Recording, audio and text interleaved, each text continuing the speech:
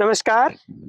आज आपको हमारे बारां जिले के एक ऐसे प्रगतिशील किसान से मिलाते हैं जो केमिकल को छोड़ के जैविक खेती में है और जैविक खेती में गेहूं ये मार्केट रेट से डबल, दालें भी करते हैं वो भी मार्केट रेट से डबल, खुद उसको प्रोसेसिंग करते हैं, दाल बनाते हैं और गेहूं ये सब बेचते हैं। अब ये बागवानी की तरफ भी कदम बढ़ा रहे हैं। आज इनसे ही जानते हैं ये क्या कर रहे हैं, किस तरीके से कर रहे हैं। 2019 से ही लगभग मेरा मन इस तरफ हुआ कि मैं जैविक खेती की ओर बढ़ूं। तो 2020 से मैंने ये 2020 से खेती चालू कर दी। खेती में आप 20, उससे पहले आप मतलब बिजनेस देखते थे? खेती हाँ, बिजनेस देखता था। और फिर 20 में ही आप सिर्फ इसमें डायरेक्ट जैविक खेती में आ गए हैं? केमिकल भी नहीं, केमिकल खेती जैसे मेरे पास 200-250 बीघा जमीन है, तो उसमें से केवल मैं अभी 20 बीघे में मैंने चालू किया ऑर्गेनिक खेती। इसका सर्टिफिकेशन आपके पास? हाँ, 3rd ईयर मेरे पास कंप्लीट है। क्या उगाते हैं आप भाई? अभी जो रबी की में तो मैं गेहूं और चना, मसूर और मटर। ठीक है। और खरीफ में उड़द मूंग करते हैं। और जैसे एक भ्रम मानो या हकीकत मानो, ये लगता है कि इसमें कीड़े बीमारी आते हैं, खाद इतनी लगती है, यूरिया डीएपी बिना खेती नहीं होती है। कैसे मैनेज करते हो सब चीजें? देखो, ये लोगों का भ्रम है कि भाई बिना यूरिया के, डीएपी के अपन खेती नहीं कर सकते। लेकिन मैं ये कहूंगा कि यूरिया डीएपी की आवश्यकता ही नहीं है। अच्छा। कि जो अपन गोबर, गौमूत्र, उससे मैं कर रहा हूँ। और अब तो मुझे मतलब यूं मानो का 3 साल हो गए, ये 4था साल है मेरा करते हुए। मेरे खेत में कोई बीमारी नहीं लगती। कोई बीमारी लगती नहीं है? हाँ। तो आपका बेसिक क्या, किस चीज पे आप फोकस करते हो? क्या चीज डालने पे? या बेसिक मतलब गौमूत्र पे ज्यादा फोकस है। गोमूत्र पे।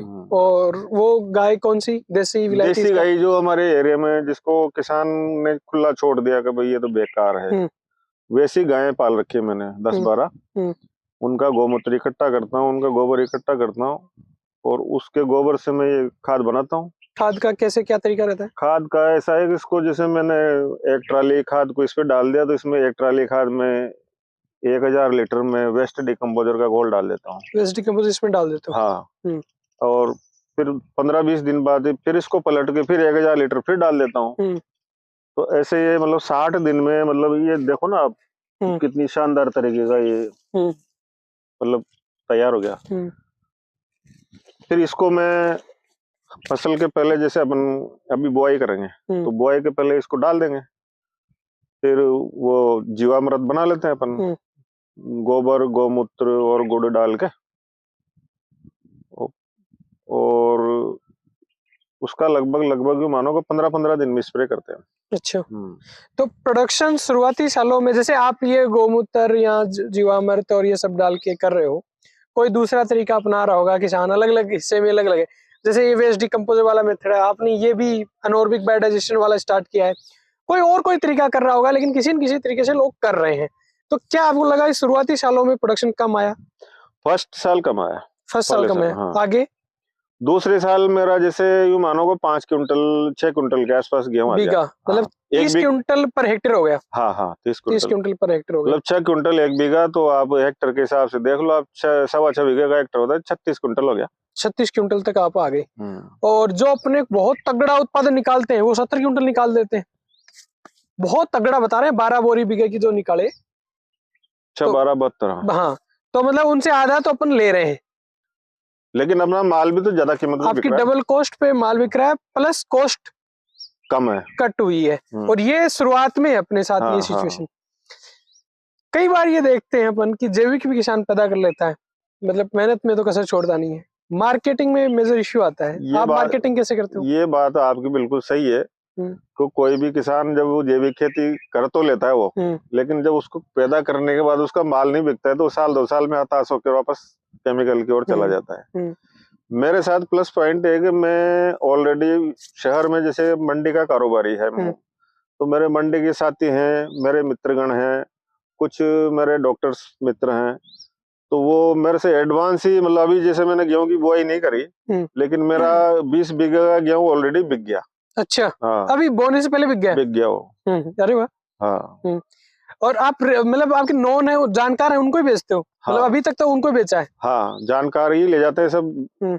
और जो मेरे गेहूं ले गए ना, तो जैसे मेरा गेहूं जैसे आप ले गए, अब आपके यहाँ कोई गेस्ट आया, अब उसने मेरे गेहूं की रोटी खाई, तो वो पूछता है कि यार ये गेहूं की रोटी का स्वाद अलग है। कोई खास वैरायटी है आपकी? मेरे पास बंसी गेहूं करता हूँ मैं। बंसी गेहूं, जो अच्छा। देसी वैरायटी का गेहूं है, हाइब्रिड नहीं है। ओके। उसका स्वाद मतलब ऐसा है कि जो भी मेरे से गेहूं लेके गया है ना, फिर वो दूसरे बाजार के गेहूं उसको मतलब अच्छे नहीं लगते। तो मतलब ये तो बात ठीक है, क्योंकि जानकर कोई किसी चीज को खरीद रहा है तो मतलब कुछ तो है, इसीलिए खरीदा। अनजान आदमी को तो अपन चिपका भी सकते हैं। नहीं देखो, मान लो एक बात आती है भी, अनजान आदमी को तो आप कैसे भी मार्केटिंग करके मीठी बातें करके, लेकिन जानकार जब खरीद रहा है, इस मीन्स क्वालिटी तो है। हाँ क्वालिटी है। ठीक है। देखिए ये लोग जो देख रहे हैं, ये आपको मुझे ये भी कह सकते हैं भाई नागिर साहब बड़े काश्तकार हैं, इसलिए इन्होंने तो कर लिया अपने। छोटा किसान कैसे करे, क्या करे, तो इस पे कुछ कहेंगे आप? छोटे किसान को लगभग 1 एकड़ से शुरुआत करनी चाहिए। शुरुआत 1 एकड़ से कर ले वो। और मार्केटिंग का क्या रखे जी वो? मार्केटिंग में 1 एकड़ वाले किसान को उसको माल बेचने में कोई दिक्कत नहीं आएगी। कोई क्योंकि दिक्कत अभी क्या है कि ऐसा दौर चल रहा है कि लोग ढूंढते हैं कि भाई क्वालिटी का खाना अपन को कहाँ मिल सकता है। लोग ढूंढते हैं लेकिन मिलता नहीं है। मिलता नहीं। और जब कोई शुरुआत करे, कोई जैसे आजकल पढ़ लिख के कोई बच्चे जैसे नौकरी ढूंढते हैं शहर में, कोई 5-10 हजार की नौकरी करता है, तो मैं यही कहूंगा वो किसान का बालक है तो कोई 1 एकड़ से अपनी जैविक खेती की भी शुरुआत करे तो उसको 5,000-10,000 की नौकरी करने की जरूरत नहीं। ठीक है। आपने उधर गन्ना भी लगा रखा है, इसका क्या प्लान है आपका? गन्ने का प्लान है इसको प्रोसेस करके गुड़ बनाने का है। गुड़ बना के, हाँ, और उसको ऑर्गेनिक के ब्रांड से बेचना है। आपने अभी कोई इसका फर्म या उस टाइप का कुछ बनाया? मैं इसको एक्चुअल में नित्य फार्म के नाम से मेरा ब्रांड है, और ये मैंने रजिस्टर्ड भी करा रखा है, और राजस्थान ऑर्गेनिक से मैं 3rd ईयर का मतलब कंप्लीट मेरे पास सर्टिफिकेट है। नया किसान है, मैं पर्सनली आपको जानता हूँ, पहले से जानता हूँ, तो मुझे पता है आपने कई एक्सपेरिमेंट किए, कई जगह आप फेल भी हुए।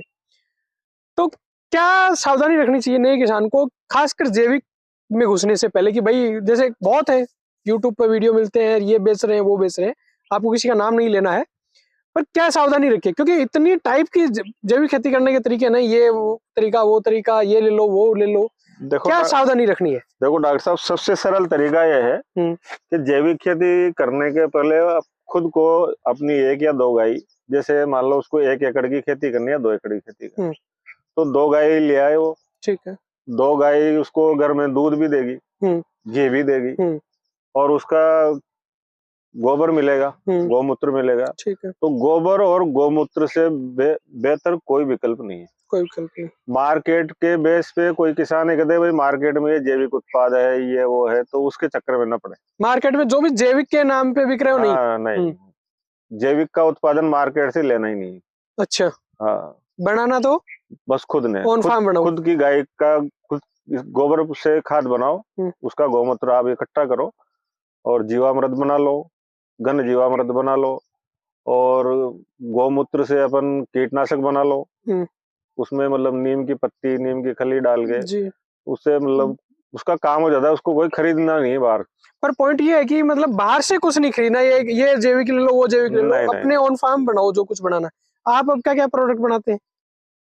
मैं जीवामृत बनाता हूँ, और गौमूत्र के आधार पे पेस्टिसाइड बनाता हूँ, और एंजाइम बनाता हूँ माइक्रो न्यूट्रिएंट्स के लिए, और वेस्ट डिकम्पोजर काम में लेता हूँ।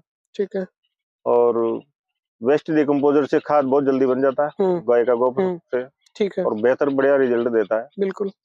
इसीलिए मैं यही कहूंगा कोई भी नया किसान आए तो कि भैया आपको सिर्फ घर की आदान पे ही काम करो, आप मार्केट के बेस पे काम मत करो, क्योंकि बाजार से फिर बाजार आधारित ही काम करना है तो फिर यूरिया डीएपी है ना बाजार में, फिर केमिकल की खेती करो। आप जैविक खेती के लिए क्यों आ रहे हो आप? सही बात है भाई, अपन का पैसा भी बचे, खाना अच्छा मिले, और प्रकृति की रक्षा हो।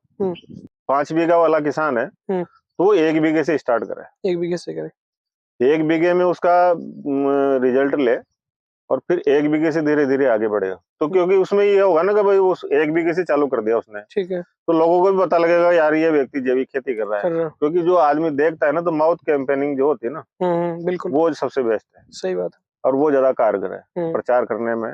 क्योंकि जो आदमी आपको देखेगा, आसपास समाज के लोग कहेंगे यार फला गांव में वो आदमी है, वो जैविक खेती करता है। बिल्कुल। तो उसको फिर धीरे धीरे उसको उत्पादन बेचने में कोई दिक्कत नहीं है, क्योंकि जैविक खेती के उत्पाद की इतनी मांग है। अभी मैं मतलब 3.25 हेक्टेयर में खेती करता हूँ, मैं पूर्ति नहीं कर पाता। मेरा जितना उत्पादन है उसे 4 गुने की डिमांड है। ओके, इसलिए आपने कोई आउटलेट भी नहीं डाली? हाँ, आउटलेट ही नहीं डाली। आउटलेट क्यों डालू साहब? मैं आउटलेट डालू तो मेरा माल तो एक दिन में बिक जाएगा, फिर दूसरे दिन क्या दूंगा मैं आउटलेट खोलूंगा? आज मैं मेरे से जैसे मैं अनाज में दाल और चावल और गेहूं ही पैदा करता हूँ, थोड़े बहुत मैं चावल भी करता हूँ। तो लोग मेरे से कहते हैं कि यार हमें सब्जियां भी चाहिए, अच्छा, हमें फ्रूट्स भी चाहिए, हमें गुड़ भी चाहिए, हमें मिर्ची भी चाहिए, हमें हल्दी भी चाहिए। अच्छा, तो लोगों की डिमांड आ रही, तो ऑन डिमांड अब हम धीरे धीरे इस पे काम चालू किया हमने। अब पूरी किचन का पूरा जैविक का हम तैयार कर रहे हैं। पर ये बात है कि आप 3.25 हेक्टेयर में केमिकल वाली से तो बेहतर पोजीशन में है। बहुत बढ़िया पोजीशन में। सो नागर साहब से जो बात निकल के आ रही है, वो सबसे पहली बात तो ये कि आपको बहुत कम एरिया से स्टार्ट करना है और बाहर से कोई इधर उधर की इनपुट नहीं खरीदनी है। आपके खुद के ऑन फार्म आप इनपुट बनाएं, सर्टिफिकेशन के प्रोसेस में स्टार्टिंग से जाएं। और दूसरा, आप यदि ऑर्गेनिक करते हैं तो लोग देखते हैं भाई बंदा ऑर्गेनिक कर रहा है, तो मार्केट आपका अपने आप बनता है। और यदि आप क्वालिटी चीज दे रहे हो तो मार्केटिंग बहुत बड़ा इश्यू नहीं है। जितने भी मैं ऑर्गेनिक आपका जो उपभोक्ता है ना, वो आपको पास ग्राहक भेजता है, माउथ कंपेयरिंग करके। हाँ, आज मेरे पास मान लो मैं 60-70 कुंटल मेरा गेहूं पैदा हो रहा है, तो मेरे पास अभी मतलब 200 कुंटल गेहूं की मांग है, और 2 साल से मैं इसमें सोयाबीन करता हूँ बरसाती फसल में। तो लोग इल्ली के लिए दवा छिड़कते हैं, मेरे इसमें इल्ली नहीं आती 2 साल से। ये प्रैक्टिकल है कि केमिकल जब आपका मुक्त खेत हो जाएगा और पूरी तरह से रसायन मुक्त हो गया और ऑर्गेनिक हो गया, तो केमिकल की जरूरत ही नहीं, कीड़े ही नहीं आते। वो एक बायोडाइवर्सिटी मेंटेन हो जाती है, तब नहीं है।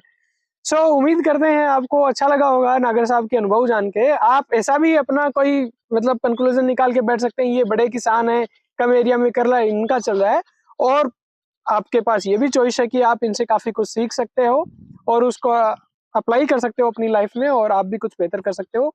और आप ये नेशन को भी कंट्रीब्यूट कर रहे हो, इस धरती माँ को भी कंट्रीब्यूट कर रहे हो इसको ठीक करने में। नमस्कार, जय हिंद। नमस्कार।